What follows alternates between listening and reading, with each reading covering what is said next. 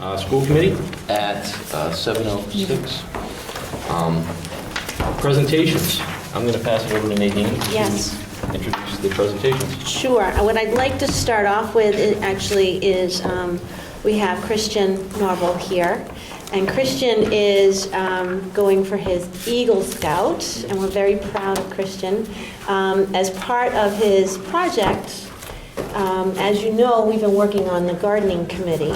And so Christian actually attended our gardening committee meeting this last week to hear what our plans were. And we would like to have a greenhouse on our property. So I'm going to let Christian talk a little bit about what he'd like to do to help with the gardening community. So, as Mrs. Ekstrom said, we're looking to build a greenhouse. And right now, current plans would be would probably be right by the gardens, where we currently have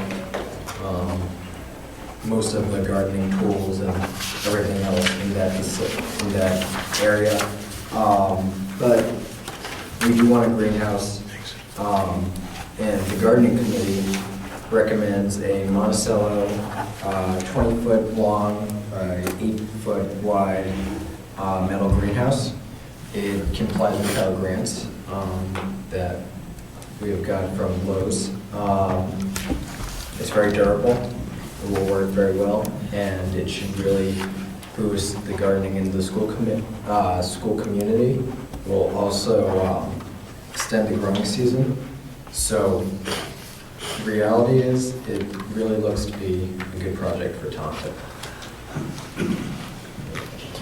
So I think, for the school committee to understand too, your role, first of all, since this is a building that we would be adding to the current structure and location, this is school committee needs to vote to A, approve to have a greenhouse, and then B, needs to vote to approve to let Christian be the Eagle Scout to work on this project for us. And just adding in there, it doesn't look to be a permanent structure, so that would not have to, I believe in Boylston, it would not have to get a building permit, which will be good. Also, I can't start the project right then and there. Once I get your approval, or if I do, I need to submit paperwork to the BSA to get their approval before I can start the project. Right. Yes. So will you be coordinating a group of scouts to help you? Yep. Or is it something that's So, not going to be building it on your own? no, Okay. obviously not. So I can get access to all these scouts who are in the troop right now, as well as I can have other people help out. There's been a few that I've been in contact who know about greenhouses and know about building, which should be great assets to the project. And I believe Christian also has a couple of people on the gardening committee that also stated that they would like to assist Yeah. you with that too, right? Exactly. And Christian, do you plan to work with the town to make sure if there are permits that they are covered? So I will check with the town of Boylston. I will probably have to do that before I submit the paperwork. But after that, it looks to be fairly, if we do have to get a building permit, we will. But right now, I do not believe. Do you have any idea how long the process of approval from the Boy Scouts could take? Yeah, so it could take, I've seen these things take as little as 2 weeks, but it could get up to a month and a half to 2 months. But that'd be good because sending in the paperwork right now, there's still a ton of snow on the ground. I noticed that. So we probably wouldn't be able to build until the ground thaws, everything else works out like that.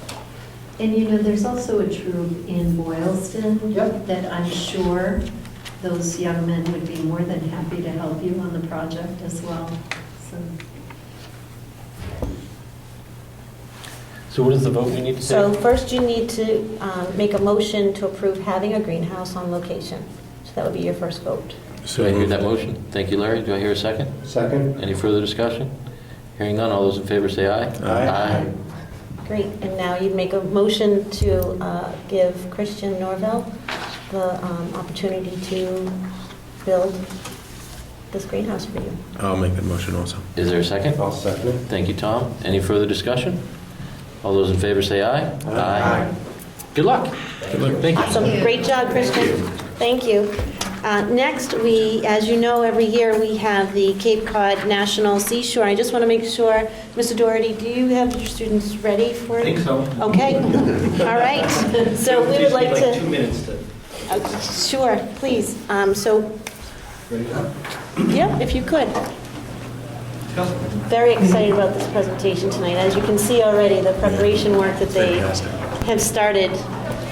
Very nice.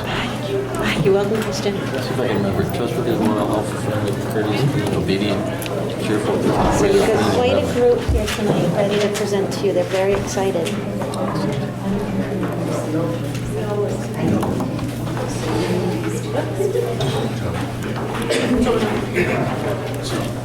When did they go over there? What month was it? Those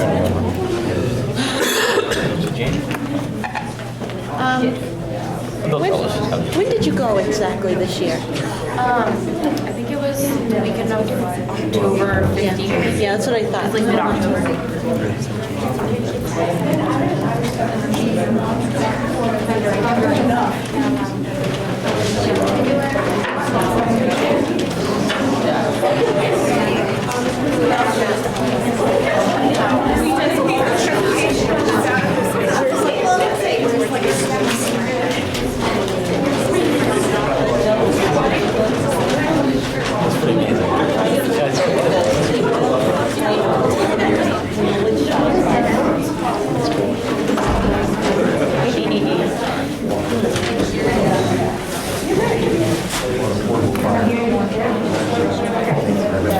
Diane, have you seen this already? Yeah, I saw them.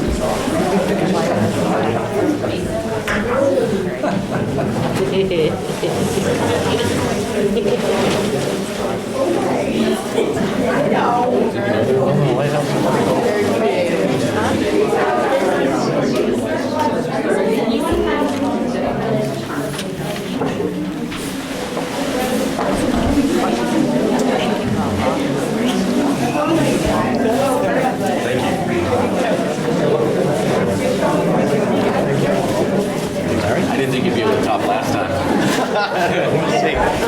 Peter, do they need help with the projection, or are they okay? No, we're all set. Okay. Yeah, we checked it out today.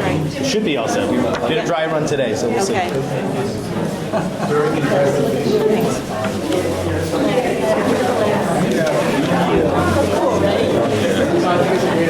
You know,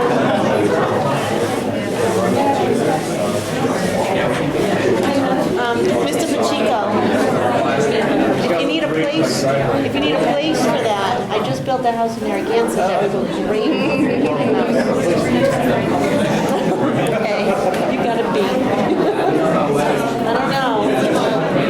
I'll put it right in my living room. It'll be my light living room. We can pick straws.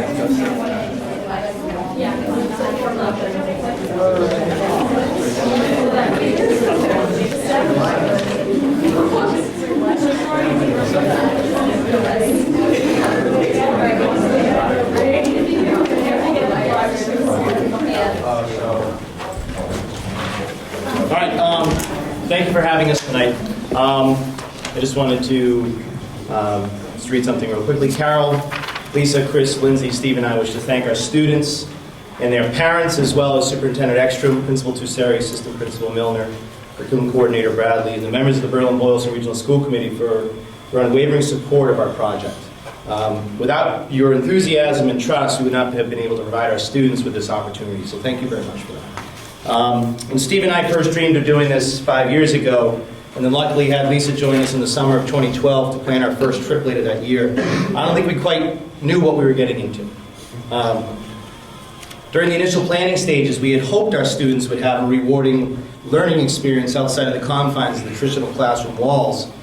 But now, after 3 years, especially with the addition of both AP Chemistry and now independent art students, I think it's safe to say that we did not quite envision just how rewarding our students would make this trip for us.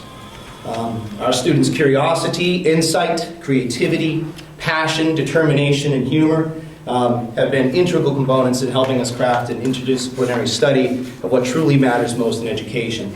And that's a student-centered exploration of life in all of its manifestations. So this year it was Nature of Being, AP Literature, Independent Art, and AP Biology students that went on our Cape trip. You can see here displayed a lot of the work done by our Independent Art students. And I encourage you please to take some time to peruse this at some point in time. Almost all of the pictures that you'll see today, and most of the videos except for one, were put together by Aaron Arant and taken while we were on the Cape. And we have this replica of Nauset Light, which was an important component together. Ari, Ben, and Palmer put that together for us. So, without further ado, we'll begin our presentation.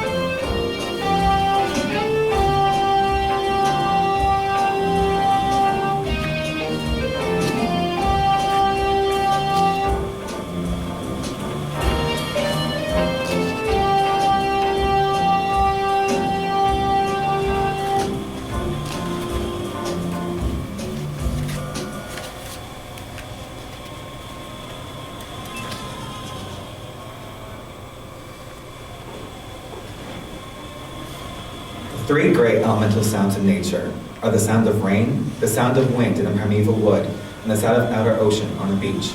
I've heard them all, and of the three great voices, that of ocean is the most awesome, beautiful, and varied. For it is a mistake to talk of the monotone of the ocean, or of the monotonous nature of its sound.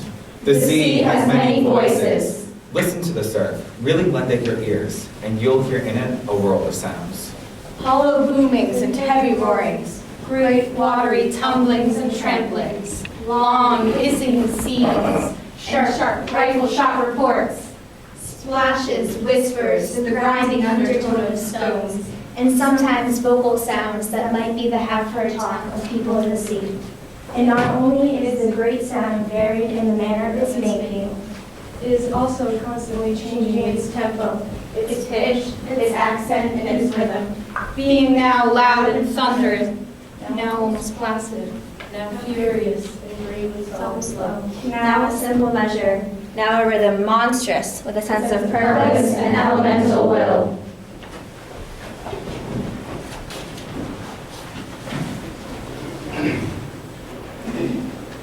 Learn to reverence night, and to put away the vulgar fear of it.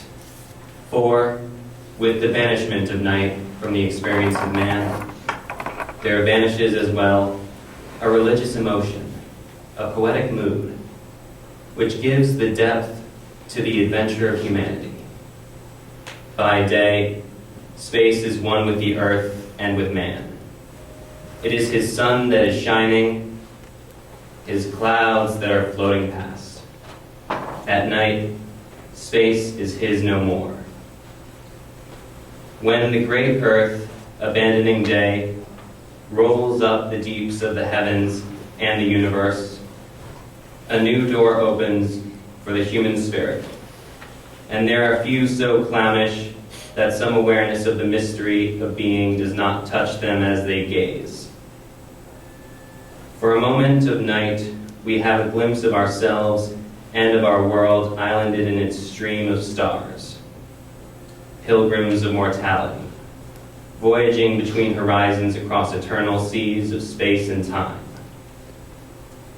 Fugitive though the moment be, the spirit of man is, during it, ennobled by a genuine moment of emotional dignity and poetry, makes its own both the human spirit and experience.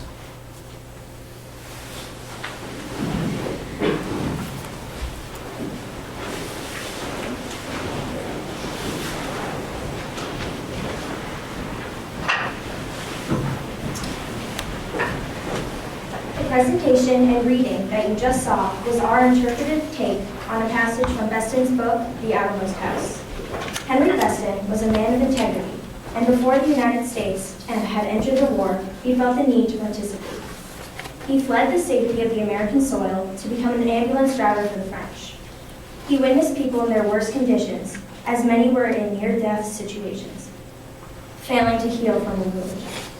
After escaping the horrific scenes of World War I, Beston was happy to be requested to write a newspaper article about the Coast Guardsmen on the outer beaches of Cape Cod.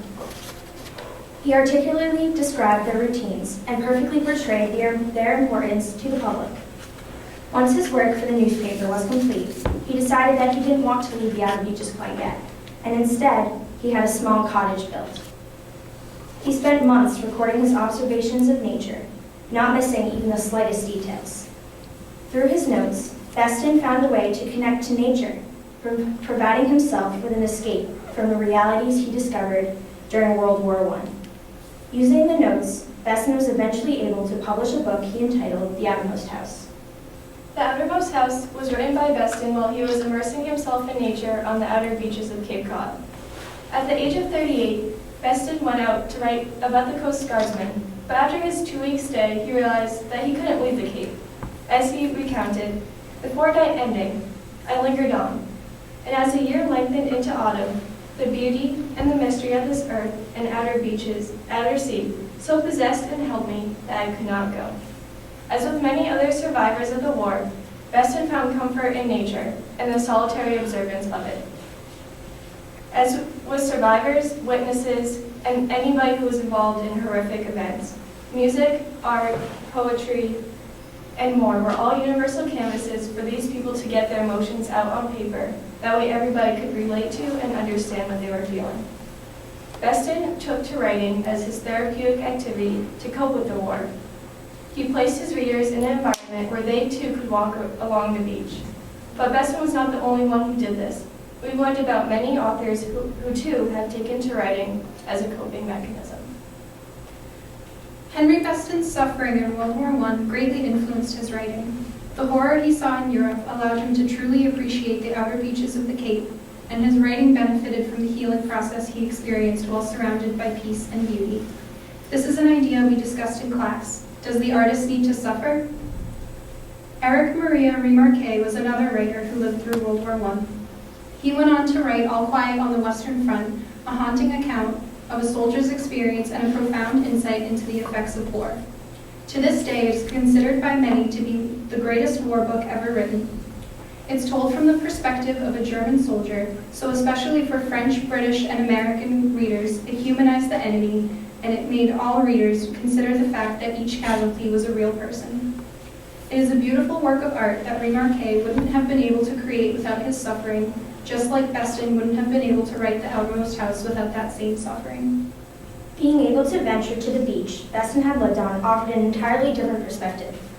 We had read Beston's thoughts and feelings about his surroundings, but physically being under the stars with the waves crashing in the background allowed us to create our own connection. We put ourselves in his shoes and in turn developed a unique perception as to who we are compared to the powerful forces of nature. While in the Cape, Beston's words came to life, and through our own experiences, we're able to appreciate nature in a whole new light.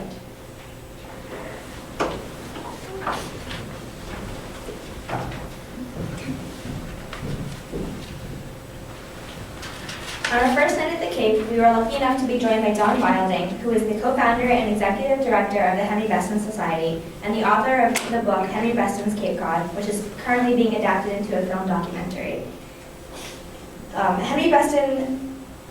Don Wilding devoted his life to showing the importance of Henry Beston's book, The Outermost House, in preserving and creating the Cape Cod National Seashore. He played a large part in getting Henry Beston's book recognized as proof of the necessity of maintaining the natural beauty of the outer beaches. That first night, Don Wilding met us at Marconi Beach, one of the outer beaches featured in The Outermost House. Meeting with Don Wilding that night was incredibly special because we were in the exact setting we read about and got to hear from someone so knowledgeable about Beston's experiences. While walking down the beach, Don Wilding read a passage from The Outermost House. We had all read the book in class, but hearing the words again, surrounded by the sounds of the ocean and dwarfed by the massive sand dunes, the book became real to us. Thanks to Don Wilding, we were able to make connections to the book ourselves, which greatly enhanced our experience.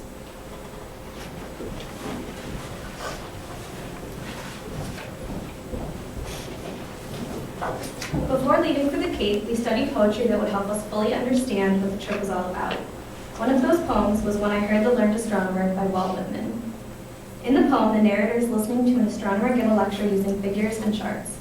The astronomer seems to shrink the beauty of the night sky by trying to shove it into columns, statistics, and equations.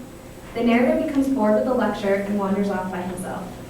He looks up at the sky and realizes that it is a phenomenon that simply cannot be expressed in the classroom. The poem perfectly captures what the Cape trip means to us. There are certain things that cannot be taught in a classroom, and the outermost beach of Cape Cod is one of them. While Henry Beston's book, The Outermost House, was able to describe some of the wonder that is hearing the ocean waves crash onto the beach, or looking up and being able to see more stars than we would have thought possible, it was necessary for us to venture out and see it for ourselves. Without this experience, we would have been like the narrator in Whitman's poem, sitting in a classroom, unaware that the true learning experience occurs when you step out of the lecture and witness the world for yourself. Unlike the astronomer in the poem, astrophysicist Neil deGrasse Tyson understands what Whitman's speaker was saying, and we were lucky to learn from him.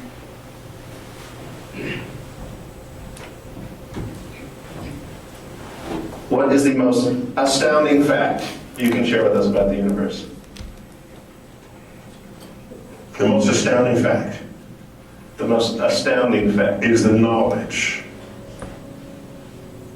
that the atoms that comprise life on Earth, the atoms that make up the human body, are traceable to the crucibles that cooked light elements into heavy elements in their core under extreme temperatures and pressures. These stars, the high-mass ones among them, when unstable in their later years, they collapsed and then exploded, scattering their enriched guts across the galaxy.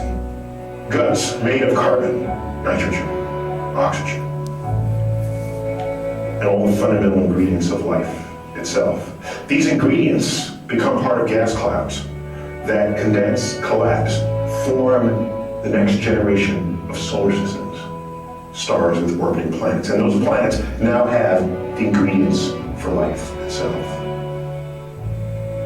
So when I look up at the night sky, and I know that, yes, we are part of this universe, we are in this universe, but perhaps more important than both of those facts is that the universe is in us.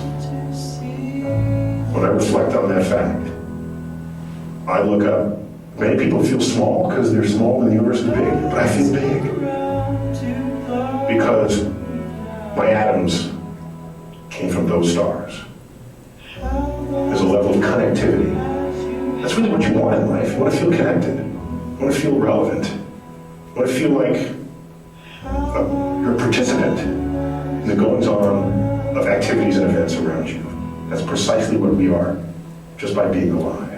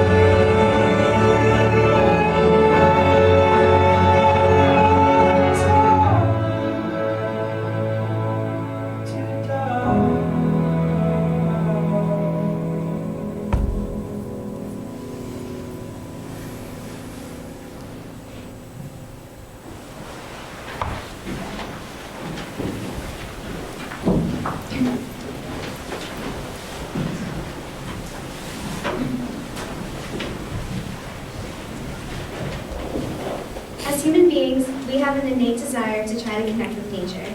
According to Neil deGrasse Tyson, we and all other organisms are continuously connected in a biological network of elements that have cycled through all things since the beginning. Not only are we in the universe is in us. Many elements such as nitrogen, oxygen, hydrogen, and carbon allow for connection between the living and non-living parts of the world. The presence of carbon in almost everything we come in contact with is a perfect demonstration of this connection. While carbon makes up the harmful exhaust that gushes out of smokestacks and contributes to global warming, it is also the backbone of all life. Carbon is the elemental component of all organic molecules, including sugars, which allow humans to maintain energy by eating plants. Matter is neither created nor destroyed. It cycles constantly between the living and non-living aspects of our environment. On our trip to the Cape, we were able to witness the interconnectedness of our world through the 4 major biogeochemical cycles. At the Cape, we saw the water, carbon, phosphorus, and nitrogen cycles at work. The water cycle is responsible for supporting the life found in the marine, freshwater, and transitional ecosystems found at the Cape. Unfortunately, the water cycle is also responsible for the erosion of the Cape shoreline. The carbon cycle is also vital for both abiotic and biotic factors in the Cape's ecosystem. The carbon cycle helps organisms create energy in the form of ATP through the processes of cellular respiration and photosynthesis. Carbon is also vital to the abiotic factors like fossils, waste material, and the ocean. These abiotic factors contain carbon and keep it locked out of the cycle for different lengths of time. The biophilia hypothesis suggests that humans possess an innate urge to affiliate themselves with nature. A distinct commonality has been observed in overall human response to and perception of nature. It is beginning to be explained and developed among theories of evolutionary psychology. Early humans located in close proximity to water and green plants to ensure successful survival. With such an abrupt transition into a highly developed environment, it is believed that humans have not been able to adapt to these new conditions that stand isolated from their original natural environment. This change has initiated several negative consequences involving health and well-being of the human population. It appears that human relationships with nature have been overshadowed by growing relationships with technology and modern advances, and it is imperative that humans step out of perceived obligations to reconnect with the natural world. All organisms living on Earth, currently and in the past, are descendants of common ancestors. But as a result of changing environments and various evolutionary pressures, distinct species have evolved. By observing the nature around us, which has successfully evolved and continues to evolve to prosper in various environments, we can learn to solve problems that we face today, a method called biomimicry. It's important to take the opportunity, as we have in going to the Cape, to appreciate nature, so we can use biomimicry to improve society. On our trip to Cape Cod, we were visited by a member of the Atlantic Whiteshark Conservancy who talked with us about great white sharks. In case you're not aware, this apex predator is making a resurgence in the Cape Cod ecosystem due to the large seal population.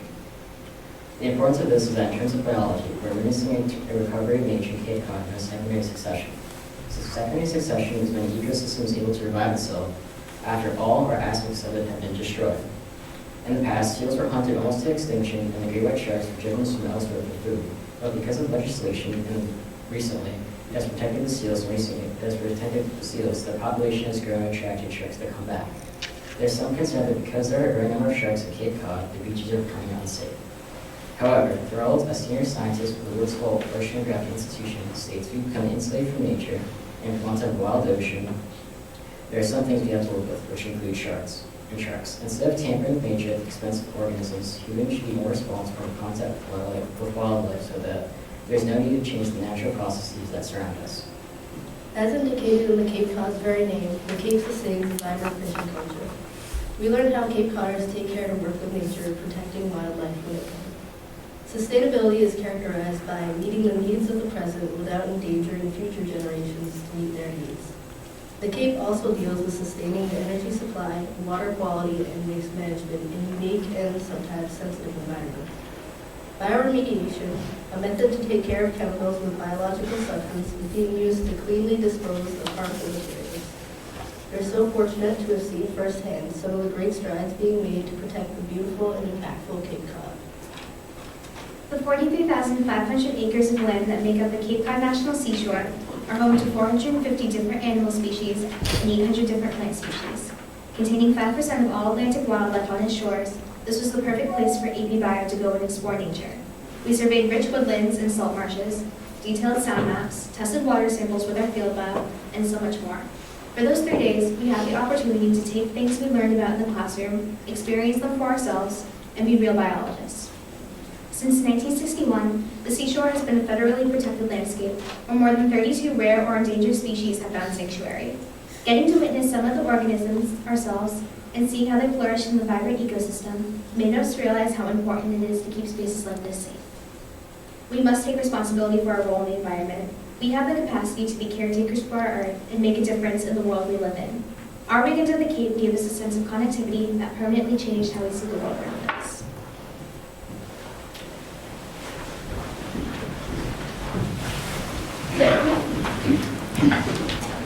Taoism is an Eastern religion and philosophy which promotes living virtuously, pursuing spiritual immortality, and living with nature.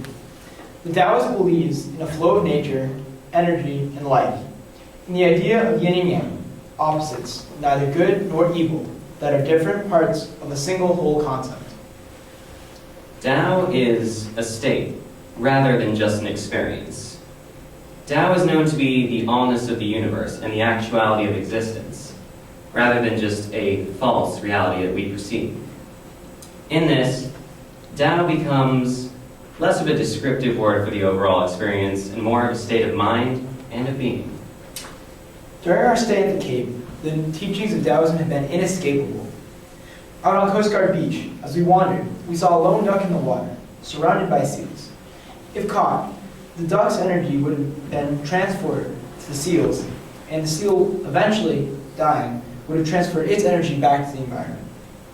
This continuous cycle of giving and receiving energy is a Taoist concept that surrounded us on our journey. Our goal on this trip was to disconnect from the world of technology, if only temporarily, and instead reconnect with our roots in nature.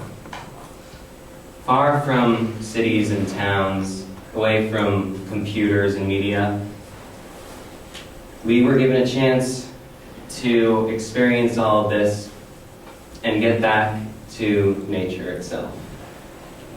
That first night on the beach was something which words can barely describe. We huddled around a campfire, and we were able to let go.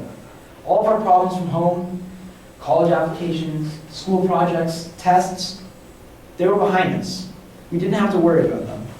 And for that night and weekend alone, we could be free. Later, we began to walk along the beach as a group, leaving one behind every so often, isolating everyone from one another, and creating a neutral space for our ideas to wander and reflect. We sat and gazed around us at this seemingly empty beach for miles on either side, to the crashing waves before us, or to the starry void above. We didn't have any plan, we didn't have any agenda, or a thought we were given to mull over for the time. No experience was the same, because none of us were the same. Under the stars, some of us thought about what Neil deGrasse Tyson said in the video, that we are made of the same materials as the stars. How did the same buildup as the cosmos can only say that we are connected to everything, from the stars to the earth itself. We are left to decide what it all meant to us.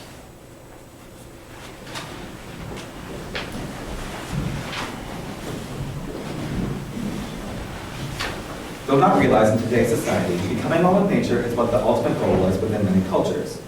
Through this trip, we found and followed what nature showed us, and we were able to connect with it. Many ancient philosophies believed that once you became one with nature and saw the true meaning of the world, your soul would then have the insight of true nature and reality, and one of those philosophies was Buddhism. Buddhism's ultimate goal is for us to realize that the world is ever-changing, and by that, we can find a way to end human suffering.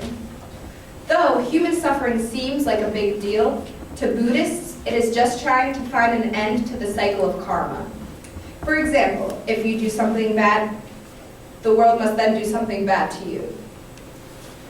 Though we have terms to describe items in nature, like mountain and rain, we notice that those terms just make up a series of events that happens in order for them to exist.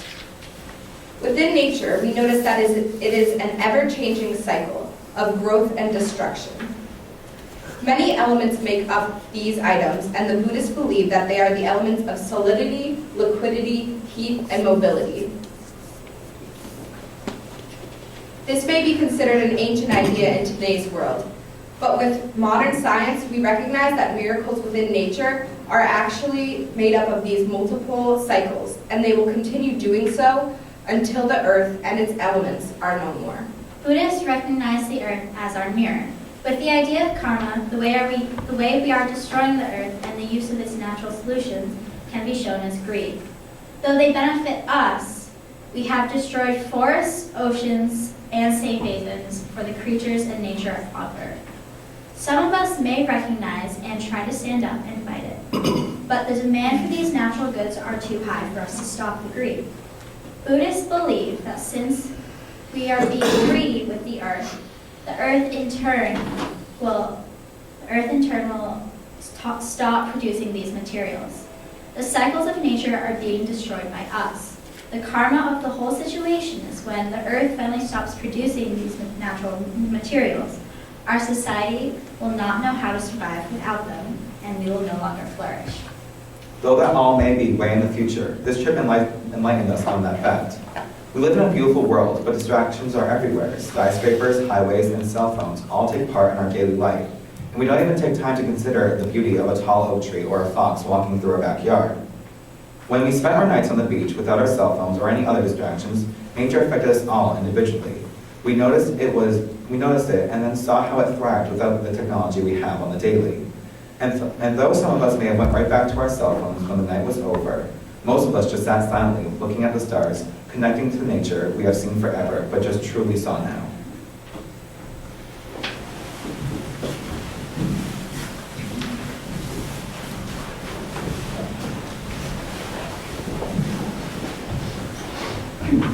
Transcendentalism is a philosophical movement that focuses on the individual's original relationship with the universe. Those who practice transcendentalism believe that divinity pervades in all forms of nature and that we can reach enlightenment through our contemplation and intuition. Many qualities of this philosophy were inspired by Eastern philosophies such as Buddhism and Taoism, with a large emphasis on the importance of nature in the development of the human spirit. After learning about transcendentalism in class, we were able to take our lessons and apply them to our experiences during our Cape Cod trip. We were left alone on the outer beaches, left to reflect on our own spirits and the world around us in an original and unique way, bringing the most important ideas of this philosophy to life. In class, we also learned about transcendentalist author Henry David Thoreau. Henry David Thoreau is an American philosopher and naturalist. In his last manuscript entitled Wild Fruits, he demonstrates an additional way to connect to nature. Unlike his more famous work entitled Walden, in which he spends about 2 years in a cabin near Walden Pond, Wild Fruits shows how you can be connected to nature in little ways. In this work, he He leaves his home to simply gather some cranberries, and along the way, notices and appreciates all the details of nature and the beauty surrounding him. Many people may be overwhelmed by the idea of transcendentalism because many of the transcendentalists spent large amounts of their life living totally in nature. But what Thoreau is trying to say is that you can be connected to nature spiritually and physically in little ways if you just take your moment every single day to stop, observe, and appreciate it. During the Cape trip, we were shown the majesty of nature in small doses over the course of several adventures, and were able to notice and properly comprehend aspects of nature that would have otherwise been lost to us.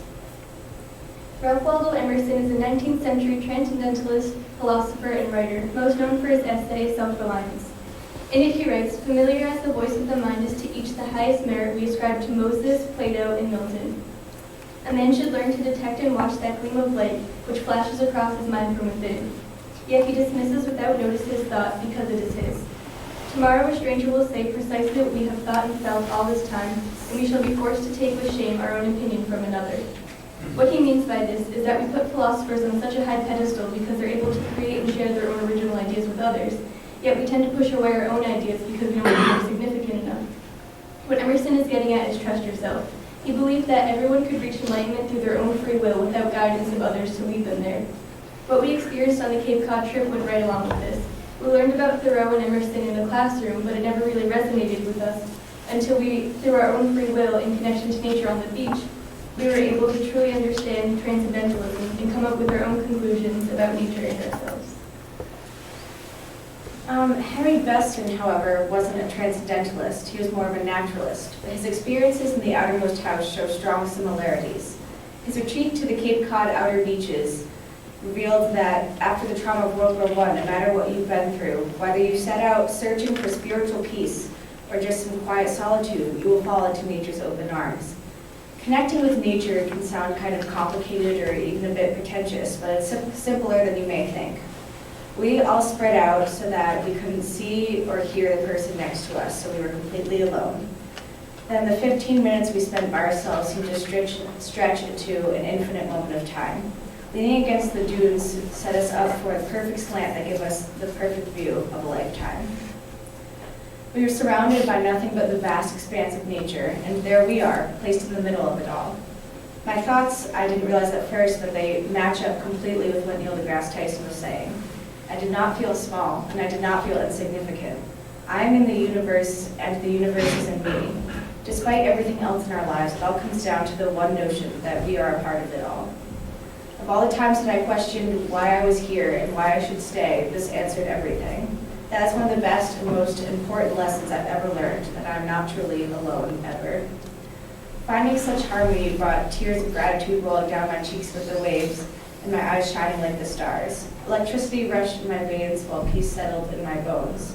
And I now understood why Henry Beston couldn't leave. As someone diagnosed with anxiety and depression, something completely unthinkable happened. I could not find a single thing to worry about. I tried, of course, out of habit to self-destruct, but no matter what I thought of, I was completely unbreakable. The most beautiful thing may be that in that moment, it meant something different to each and every one of us. Mr. Pacheco stressed that we shouldn't try and force a philosophical experience, and I'm pretty sure some of us experienced a nice nap. But we are the grains of sand that make up the beach and the world, and though we sift and glow, we all intertwine with each other and all of nature.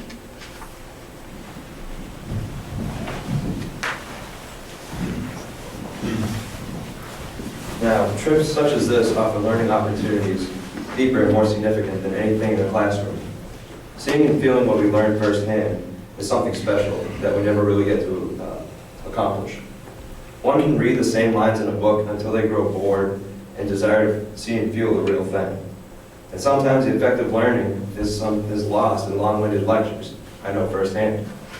And one cannot find boredom, however, in a New England October, while on the beach surrounded by fire and close friends. While we were all subjected to the same surroundings, we were each able to gather a unique experience from our environment and nature. We were compelled by invisible forces to try and fathom the enigma that surrounded us. There is a difference between reading as experience and experiencing, just as there is a difference between learning in an audio, visual, and kinesthetic fashion. The opportunity of being surrounded by a vast, unexplored setting in nature, exposed to the 5 raw elements, wind, water, fire, earth, and pizza. It's an experience that allows us to truly understand the magnitude of Henry Beston's encounters. My favorite quote from Henry Beston's memoirs was, "And because I had known this outer and secret world and had been able to live as I had lived, reverence and gratitude, greater and deeper than had ever possessed me, sweeping every emotion else aside. And space and silence in an instant closed together over me."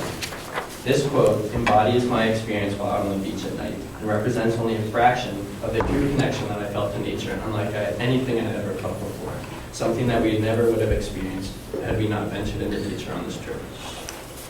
Now, whether anyone will willingly admit it or not, students require real-world experience with the ability to transfer the experience to the classroom setting. Now, we can either succumb to the unnatural testing set forth by our school setting and become perfect test takers, or, on the flip side, we can give students an experience that molds them in a moral fashion with the ability to coexist with other humans on a more existential level. Next, we'd just like to briefly talk about our lighthouse. As you can see back here, this is the Nauset Light, which we visited while we were down in Cape Cod. So we incorporated 3 different classes into the making of this project. We use wood technology, which we used some time to build a class and some of our skills that we had learned. Also Nature Beam. If we weren't in Nature Beam, we never would have gotten this opportunity. And finally, brushing off the spider webs from robotics freshman year, I was able to do some autonomous programming to keep that thing going around. So. Yeah, we built it. It's been a long time building that thing. It's really the only other beacon of light and safety that you have out on this great seashore. I mean, if you've never been down to the National Seashore, it's something else. You're the only thing up there, except for the dunes behind you and the vast, infinite amount of ocean that is behind you.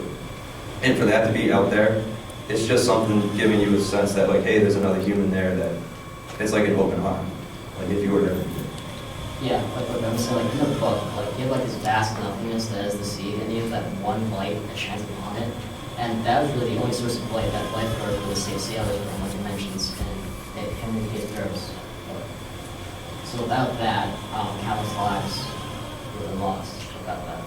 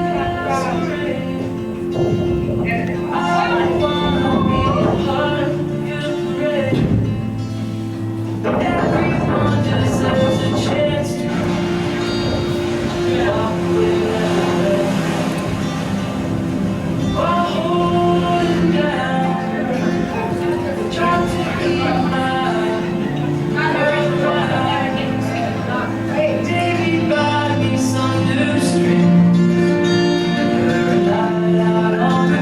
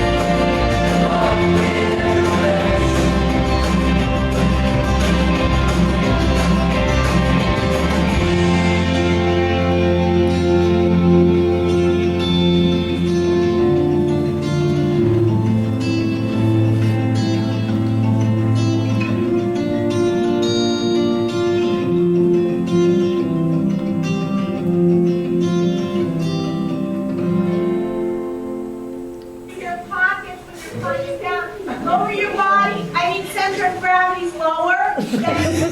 All right.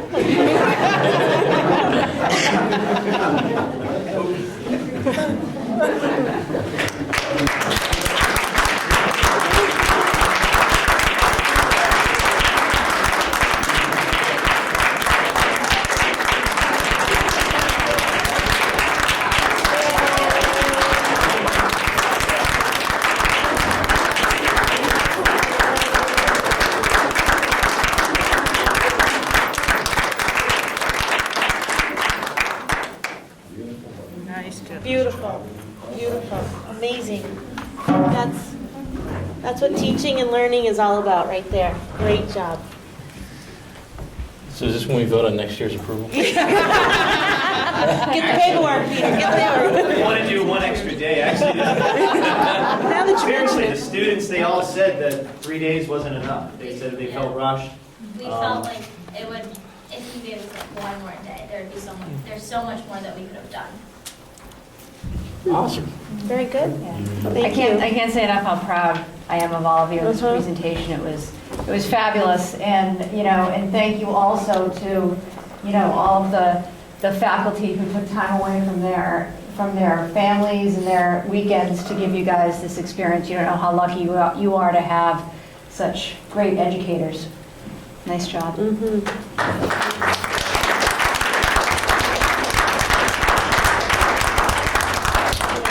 It's also because of how much we trust you as students, and that's why we're able to continuously do overnight trips, because we don't question that you will stay true to our expectations. And I think it's also a great honor that you should carry for yourself, and pride you should carry in yourself, that we're very proud of you, and we respect that you will be the great students you are. So thank you. Great, nice job. Thank you very much. Thank you. Well, let's all try to beat that one, huh? What's up next on the agenda? Nice work, everybody. Thank you. Thank you. And now we gotta talk budget, really? Talk about a Yeah, right? Woo! big deflated.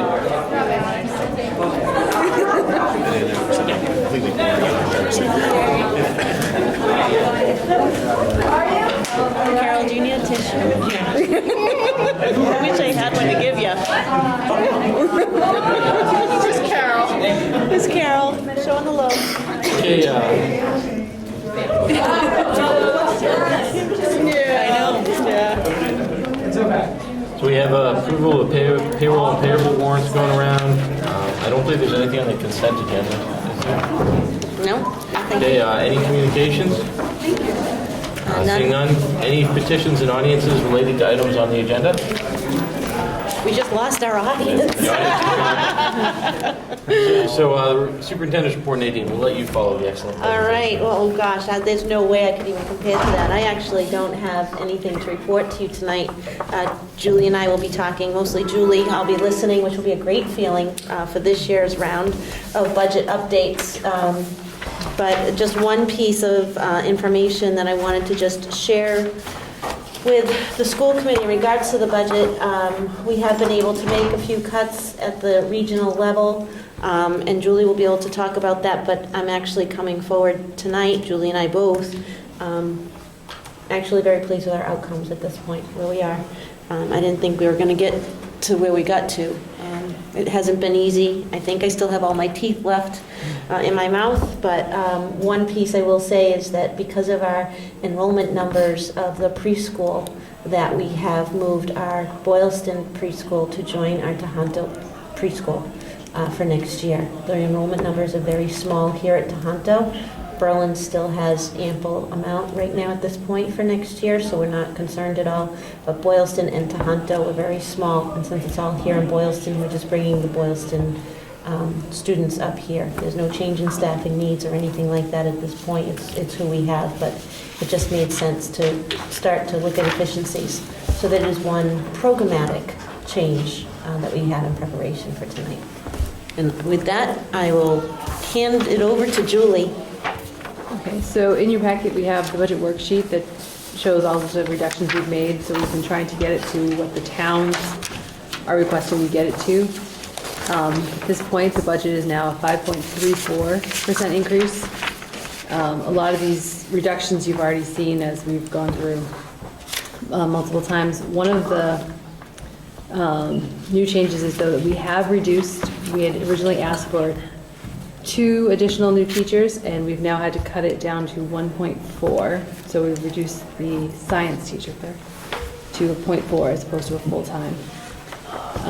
We've also increased the amount of school choice that we're using.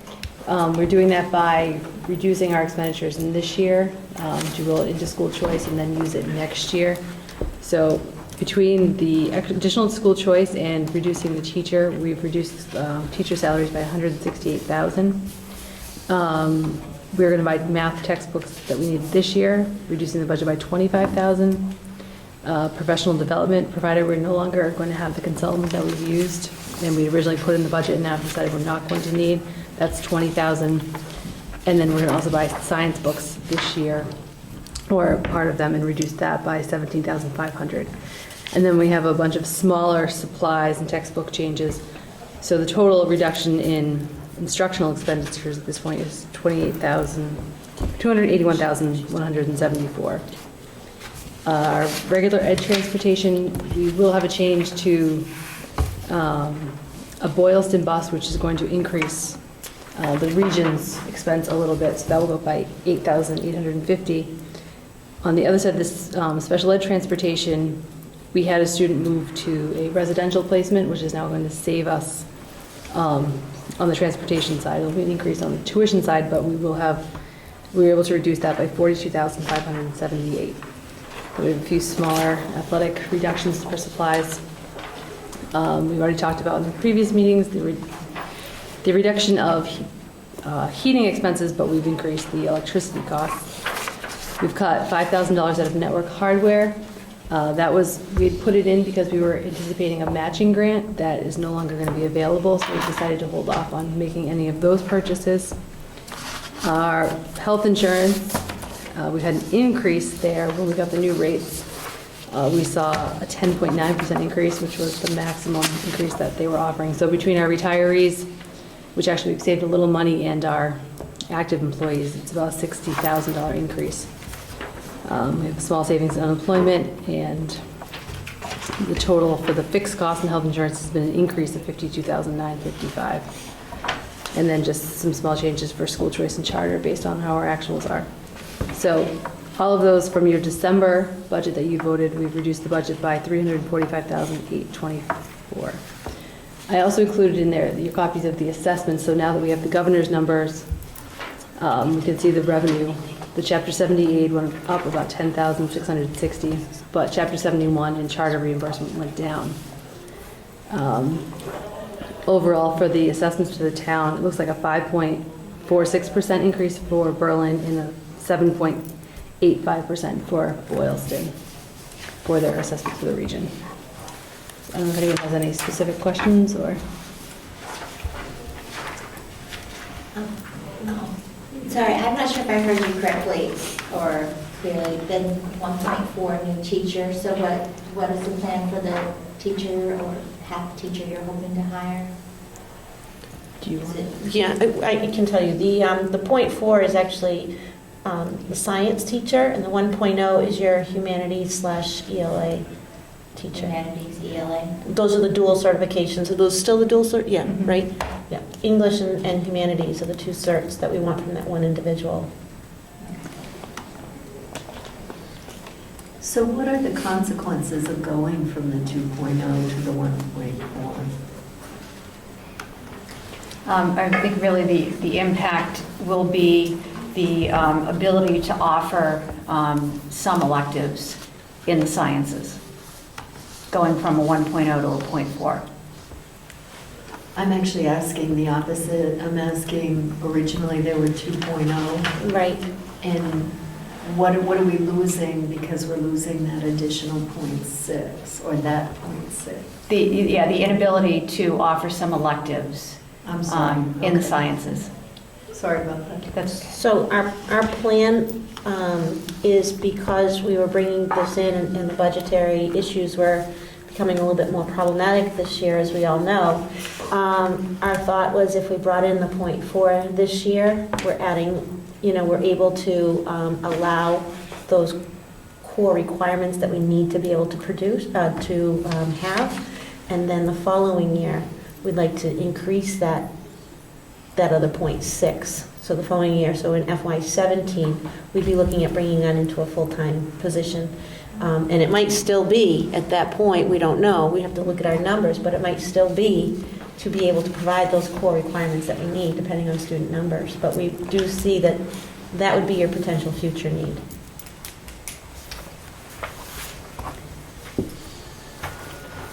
And the other question about adding a Boylston bus, did you find that the buses were too crowded or too long a route, or? So that's actually not adding a Boylston bus. What that is the fact that at Boylston, this is one of those you want to write down where your inefficiency is of having 3 budgets.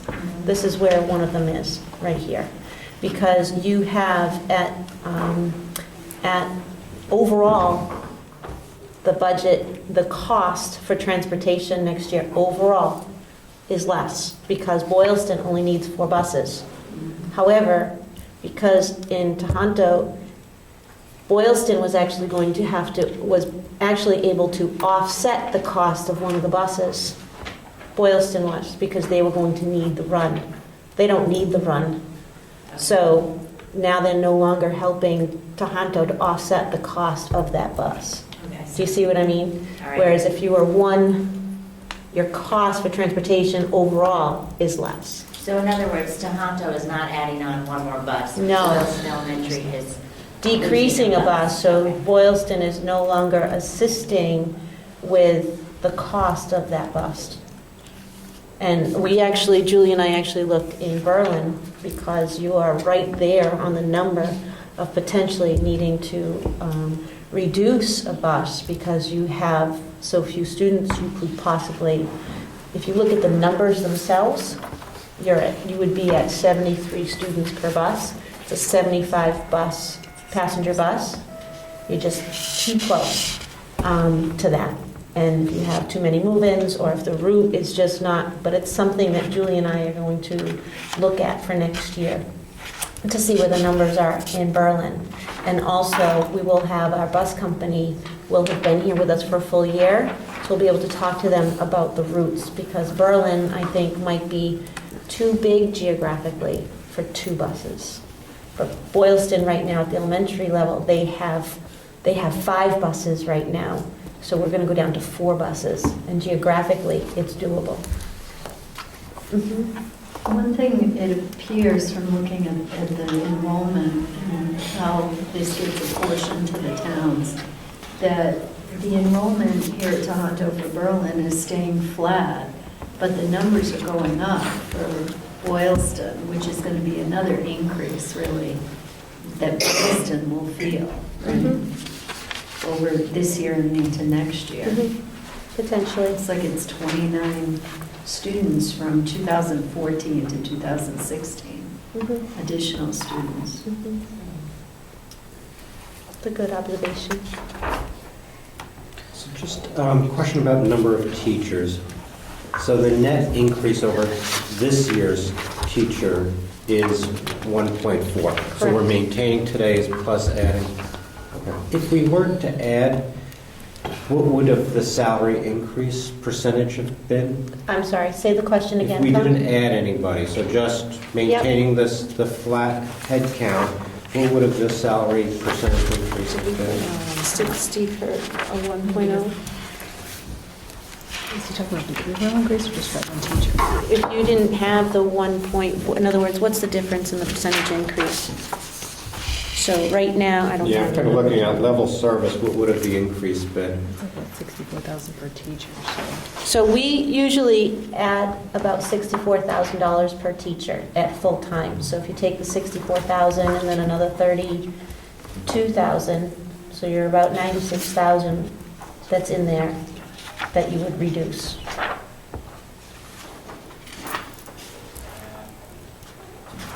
Off what? Because it looks like you also have Yep. school choice in this number too, right? Yeah.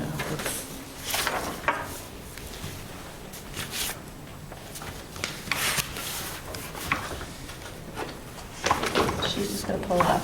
I don't have a breakout, like, of which is, I can't do that right off my top of my head, I'd have to go back and get it. She'd have to go back and get it. I have the detail, I just don't have it like right at my fingertips.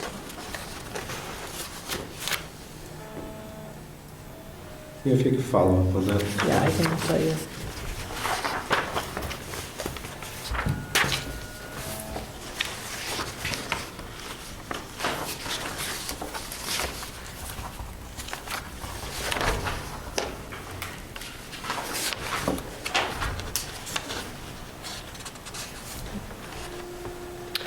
So one thing I can say is that Julie did talk to Scott Hawkins at the FinCom in Berlin in regards to the percentages, because Berlin and Boylston do it two different ways. So Berlin looks at each budget rather than the overall assessment, and they typically say they like to see you between 3 to 5%, no more than 5% on each budget individually and respectively. So Julie did talk to him because we are just a little under in Berlin of 5%. We're at 4.9%. And at Tohoto here, we're a little over 5%. And after she had conversation with him, he said that he's actually very comfortable with where we are with the budget numbers, and he does not see any issues on the Berlin side. Okay? And in Boylston, they do it a little bit differently. They look at the elementary school, the region school district, and they put their assessments together, and they look at their overall assessment-wise. Boylston had stated that they would honor us between a 2 and a 2.5%. We were at what were we, 8%? Yeah. Right? We are right now down to a 2.63% between the two schools. 2.62% between. So I'm very excited that we're at that point. I don't see us being able to get down to that 2.5. I think we've really gotten as much blood out of a stone as we can. We've drained as much as we could out of FY15 to try to make both towns okay and comfortable where we are. So we are just we're that 0.12% off from what Boylston would like us to do. And I anticipate either Julie or myself will also be calling up Dave Butler on the FinCom. We've not had a chance because these numbers for Boylston side, we literally have been brainstorming up until today on what we can do in preparation for next week's budget hearing. But have you been able to do that? 'Cause here's one piece when you mentioned the pre-K coming up here. Mhm. Have you done that, though, at the expense of the region? And now No, because well, there's now no... Berlin's assuming some of that cost because it goes into No, our there is no account. additional cost. There's no additional? There is no additional cost on Berlin's side because of that. We had a teacher, we still have a teacher, we're not hiring any new teachers. If we have any special needs in that classroom that are Boylston residents, Boylston takes on that cost, and Boylston pays for that staff, any paraprofessional that's above and beyond what's already there. We made sure of that. There's absolutely no additional cost in the region because of that program. Actually, and the money for the preschool kids will go into the region and help And offset. that's right. And the grant will go to the region. That's so right. we'll The offset grant this. money that Boylston typically gets for that preschool will now go into the region and actually help offset the cost without even adding cost. So if anything, the region sees less cost because now you're going to get that grant money, the well as the 262, tuition. as well as the tuition that you wouldn't have gotten. So if anything, it actually helps the region. Okay, thank you. Do you see what I mean by that? Okay. I do. I guess I'm trying to get my head around how their overall assessment ends up being much lower than ours. And why isn't ours at that 2.6%?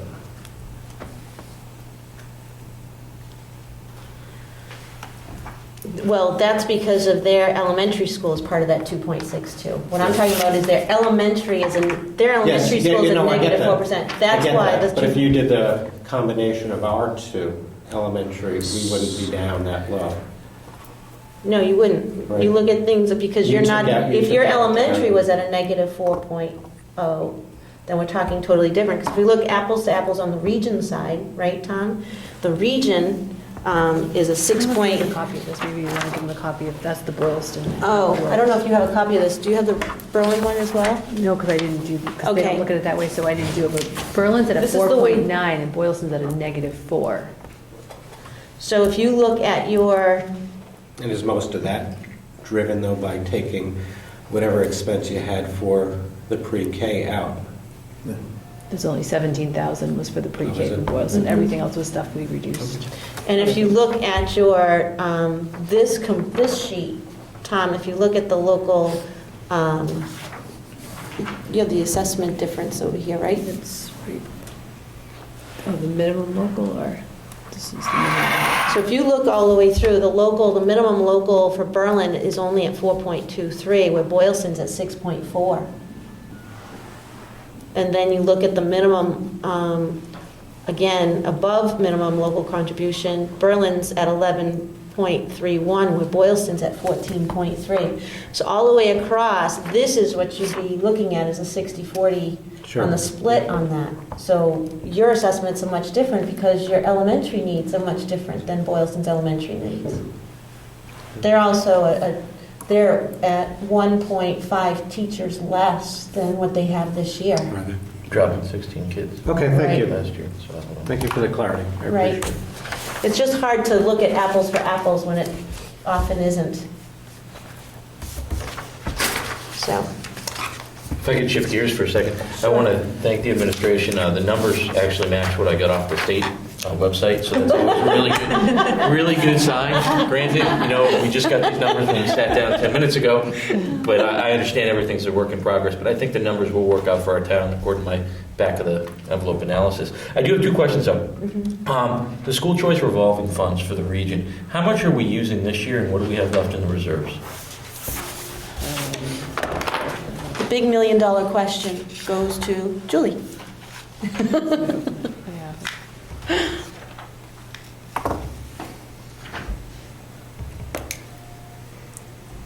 Because the budget is very good, but it only shows what we're spending. It doesn't Yeah. show the sources and uses coming in. And you'll see that more in the budget hearing Yeah, that I did as we last get year. closer. I realize this was done at the last minute. The region's going to use $783,000. And what did we use this year?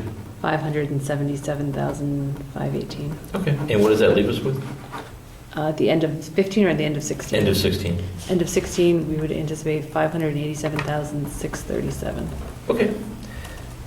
And the second question I have is the debt and the bonding. I see that, the debt went up by like $11,000. Is that because of the interest on the ban, or is that something else? Like it went from No, that's 858 actually to 868? the way the, Sorry, 1.39 to 1. it's just the way the debt was set up. The principal payment goes up every year.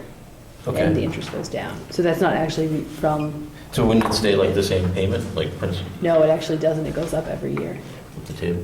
It'd be nice to get that table. I can send that If to you you. I can have either that. email that Yeah. to me, just so I always thought it was the same.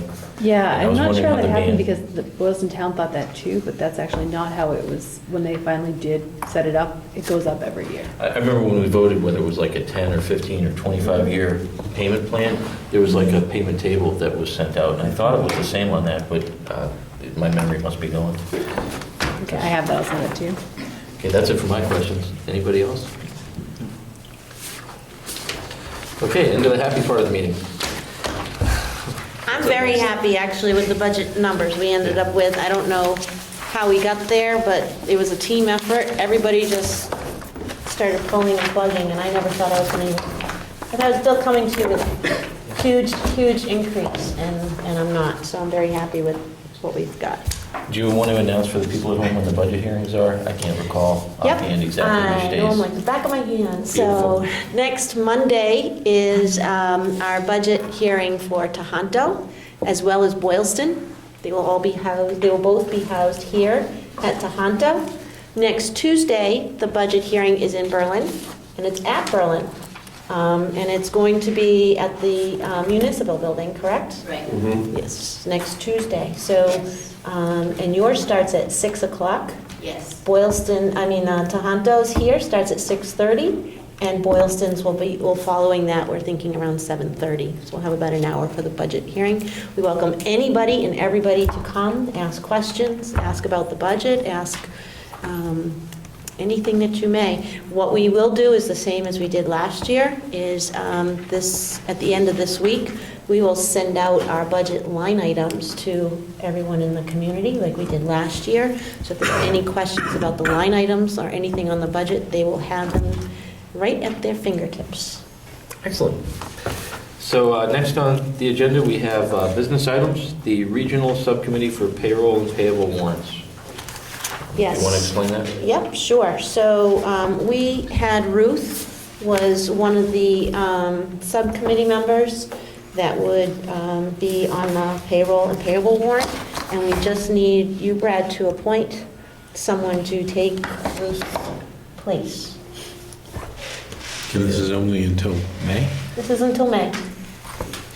And what does the person do? Just come in and sign the warrants? Come in and sign the warrants. Any volunteers? Don't all jump at once, everybody. Yeah, I think Angela and I are all set. Hey, Cliff, you want it or not? Sure, I'll do it as long as I'm informed of what I have to do. Sure. It's not super necessary during the school year because most of the time. People are around. We have meetings and we're around, but it might mean going to central office if we don't have a meeting and something needs to be submitted. Okay, I can probably handle that. Oh, that's Excellent, Cliff. wonderful. Congratulations. Cliff's the man. There you go. Okay, with that on the agenda. Student Council overnight field trip. Sure. So this was this was asked at the end of, right before last time we had a school committee meeting, and it was just too late to bring everything forward. So we actually had, Student Council does this every year. They go on a trip, and this actually was one that I guess prior to me, or two superintendents maybe prior to me, the thought was that maybe you didn't need to bring this to school committee all the time, because it's one that it's just a student council trip. They do it every year. This actually did already occur, and I said, no, we do need to bring it to school committee anyway, because it is an overnight, and even though it happens every year, I need school committee to know of the overnight trips that occur. So this is one that we just, for technicality's sake, need a vote, but like I said, prior to me, I think 2 or maybe 3 superintendents prior, they didn't feel it was necessary on these yearly trips, but I do. Do I have a motion to approve this trip? So moved. Is there a second? Yes, seconded. Thank you, Cliff. Is there any discussion? So the trip has already occurred? It has, Lori, it really has. And it's awful to bring it to you, and we all apologize for that, but again, anything overnight, I need to bring it to school committee. That's just how I feel. Absolutely, I support that. Thank you. All those in favor say aye. Aye. Passes. School committee comments, future agenda items? Are there any from the committee?